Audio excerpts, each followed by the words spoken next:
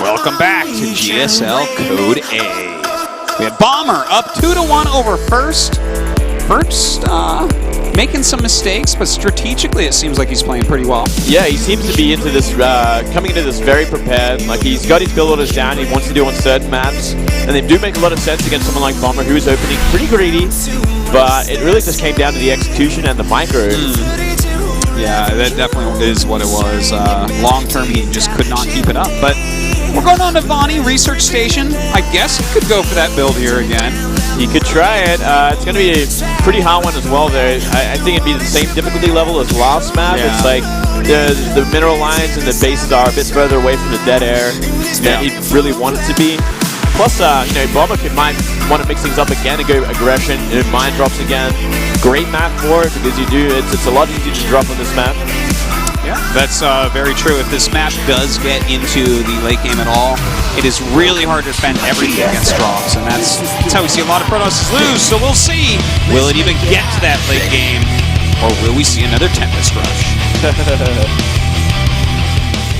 Up here in the top of Vonnie Research Station, it is Svenu Bomber. a lot of station maps in StarCraft II. Yeah, I didn't like that actually. What's with that, Fontes? I don't know. It's just a good word, I guess. Down here in the south. KT Roaster first. Way Station, King Sejong Station. Yeah. I mean, there's Station Break. Surely there's more than stations in the universe. Well, you know, I guess. Like these train stations. Use the word base, maybe. Are these like ship stations or something? Like or space stations. Space stations. That would make some sense. That would make sense. But space stations are man-made. Why are there minerals on space stations? You just don't get it. I think I just figured this out. They're made on asteroids.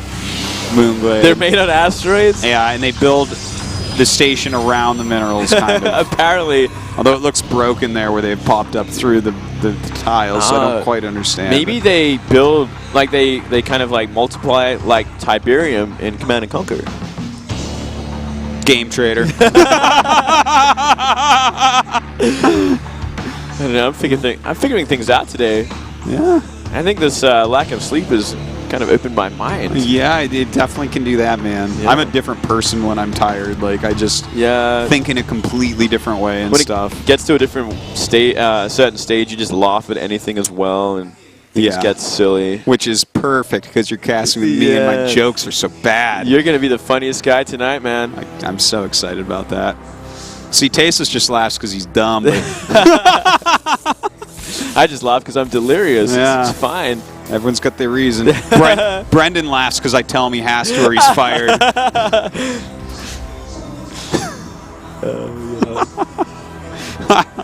I laugh because I think my jokes are funny. Anyways. Not bad. Look at this. Same build from Bomber this time. Oh! Can't read that one. It's too cursive for me. I didn't even really look. Sorry. You were faking that one. Lazy. You were faking that one. You could have said anything. You'd be like, oh, he says, big fan of you, Moonglade. Yeah. He says, oh, well, I don't know. Well, all right. My brain is slowing down. I'm gonna pick it back up in just you a don't moment even here. You don't even have jet lag. No, I don't. I'm perfect right now. I've been like going to bed by 11, waking up at 7. You just feel too good right now. You see, I'm on edge because I haven't slept in so long, and I've drank so much coffee and chocolate drinks for some reason. I had to have one before this cast. And a chocolate drink? Yeah. Like chocolate milk or something? Hershey's chocolate milk. All right. I mean, when I was a kid, I loved chocolate milk. I'm still a fan of it, but you know, there's no point in drinking it now. It's so bad. I don't like milk.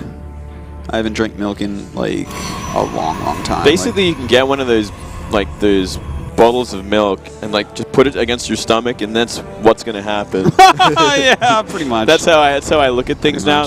So if it's gonna be that chocolate Hershey's, I'm like, okay, let's put it right here. Am I accepting this kind of weight gain today? And I was tired enough. But it has calcium and vitamin D. Guys, go read a book. Yeah. Also like 60 grams of sugar. Mm-hmm. Totally worth it. Well, right now, We're gonna see if maybe you know, First can trim some of the fat from his play here. Well, get some kills with this Oracle. There's certainly been a lot of fat in his plays. Yeah. That he needs to be trimming. And it all comes down to micro more than anything else. His units are sluggish. They're, I don't know, it looks like they've drank in like a gallon of milk or something. They've drank in a gallon of milk, so they're moving. They're encumbered right now. Like you would be. That's like, a great word. Well, I only know that word because I play games, RPGs, where you pick up too much stuff and you start moving slowly. That's how I know encumbered. Oh, really? Yeah, that's how I learned that word. That happens in games now? Wow, games have really... They've real now. They're like essentially real life. That's crazy. H1Z1 told me that. You're really good at that game. No. The deathmatch? Yeah, I mean, I played it a lot, but I don't know, I'm not that good at I'm good at like surviving to the end. You're good at everything. Well, okay. A couple SCVs so far. Oh! Not quite. More of that encumbered play. Yeah, just not quite being able to get the damage done that he wants with that.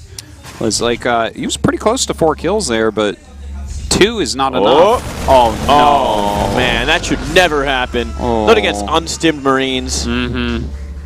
That's pretty rough. He's in a bad place right now. He is.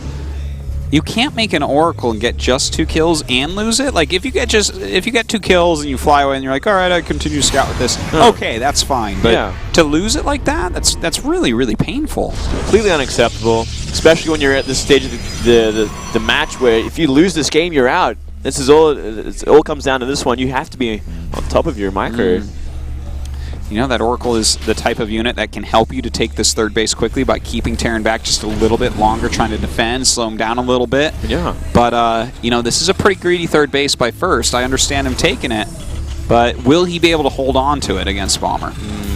Yeah, it looks like he's going Phoenix. I'm curious to see how many he's going to make. Like, it looks like it's going to be Colossus Phoenix, and I like this. I'm always appreciative of this style.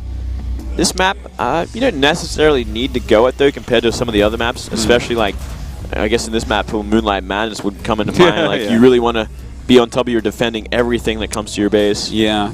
Recently, a lot of Protosses have been trying this style on this map. I think probably because we've seen, like, so many, like, I don't know, like Maru games where you're just like, hey, 8 medevacs in the back. It's like, oh, no. It's like, oh, you got 5 Colossus and 20 Stalkers. Oh, let me just drop on top of them. Yeah. But, you know, the Phoenixes sometimes can delay those drops or kill those drops off and make you pretty cost efficient. But we'll see. It definitely cuts into things like upgrades and your overall amount of ground units. So it's harder to defend the Colossi in a certain way. Yeah, that is true. It really comes down to positioning. And the third base in this map is very exposed compared to a lot of other maps. Very, very open. Huge concaves are possible from bio, so it's not that easy to kind of play this Phoenix Colossus style when it gets to the 3 base. Well, as of right now, he's done a little bit of harassment with them, which is pretty good, like 3 kills. That's going to be something that kind of scares Bomber 2, keeps him a little bit slower, really watching what he's doing. Going to need some missile turrets, of course, as well. But looks like Bomber's just about ready to start moving out here. Yeah. And we're going to have 2 Colossus and Thermal Ants by the time he gets there, so not too bad. Not too bad. No upgrades, but he's going to have that... He's got like a number of Phoenix as well, which are going to really help out, especially with dealing with like reinforcements and medivacs that might be out of the map as we see one go down. Yeah, not so bad so far. He's chroning out another Colossus as well. Has a good chunk of Zealots also. Of course, he does have that Mothership Core, which is really important. Not full energy, which actually could end up hurting him because you really do want a Time Warp and a Nexus Cannon because like if you live through this attack without losing any Colossus or Phoenix, you're actually going to be golden. Yeah. You're going to be in a great spot. But it's all about surviving this attack. And there's so much bio in this army. The army supply is quite in favor of the Terran right now. Like up about 30 supply, which is pretty ridiculous. But Bomber's certainly been gearing up for this kind of attack. And if he gets the right sort of engagement, the right sort of concave, he could take this down. And, you know, this actually took him a while to get there, so there's already 3 Colossus out. Bomber was kind of dragging his toes a little bit here. I'm feeling like this is actually going to be held. I don't think he's going to lose any Colossus even, and that's really the important unit here. If he can keep those Colossus alive, that's pretty fantastic. Yeah, you know what? I wonder if we're just going to see from here Bomber transition and maybe not go for the big attack. He's going to go for the big drop instead. which is ambitious against Phoenix. It is. Oh, look at this. He's actually coming out to fight at this point. Like, First is feeling pretty good about his situation right now. He's stabilized. He's got the third base up and running. Yeah, he's got good observers overall. Like, not the best, but they're kind of staying on top of where things are. And uh-oh, Bomber's making a dash for it here to the third base. This could end up being a really good drop. And going to try to hit that front as well. So we're going to have to see First split up his units. Yeah, First not paying attention. Not using the Phoenix just yet. And he could actually target down that Nexus. Looks like he might be focusing it down, nearly dead. Kind of means he's got to give up all the bio though here. Yeah, he certainly does. Can he hit the third base at the same time? That could be like a game-winning move. Oh, wow.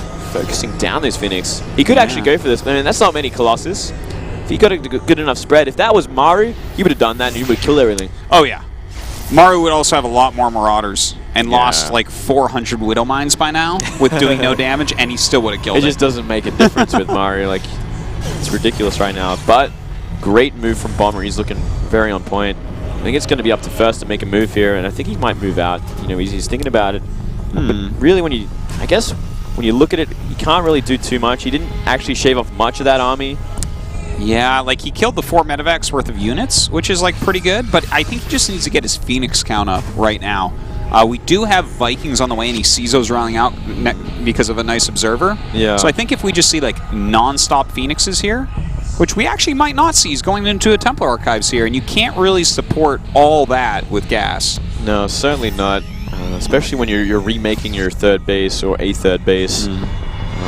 And with this amount of Vikings coming out, like Bomber's gearing up for another attack very soon. Like he's gonna have such a sick Viking count for these Colossus. Yeah. And these Vikings, but I'm sure he's gonna be like focus firing down Colossus, then dealing with the Vikings if anything. Yeah. There's only 4 Phoenix on the map. Yeah. So this ridiculous Viking count, he's got 10. Like just ignore them. Yeah. Like, essentially. I think you might want to wait for a few more, but no, it looks like he wants to do it. That's a big army. That is an insane army. Up 30 supply once again. SCV's coming too. He's serious. Yeah, why He's not? not playing anymore. Now this could create some real havoc here, though. I mean, everything's out of position at this point. He's gonna have to rely on reinforcements from the racks.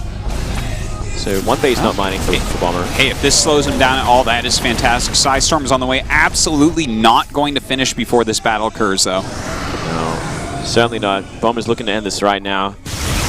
Might want to try and scan this so we can see the illusion or hallucination. There we go. He's going to want to memorize exactly where that is. A lot of Colossus here, but if he can target it down quickly, that's going to be absolutely awesome. And here we go. Oh, man, these Colossus are all... Oh, God, this is just a wonderful engagement by Bomber so far. Stimming up here, killing off all these Colossus, and Bomber, as Moonglade says, 3-1-ing. Oh, yeah. You are just too smart. Oh, I just had a feeling, Artasis. But that was like the most horrible position for the Protoss to be defending it as well, right? Like behind the base, with barely any air. Storm comes out, misses everything. Yeah, he missed that drop on the third, but I didn't think that really had to be game-ending.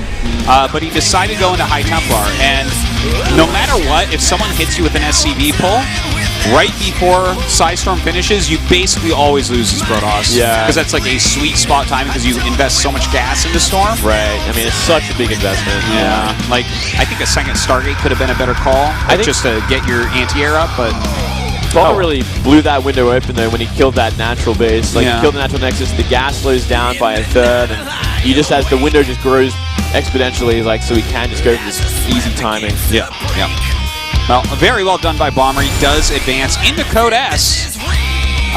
First had some cool strats and whatnot. Just his execution a little bit off, his defense a little bit off. Yeah. I mean, he's still obviously a good player, but this guy is not getting fielded in Pro League. He's not making it really further than Code A generally.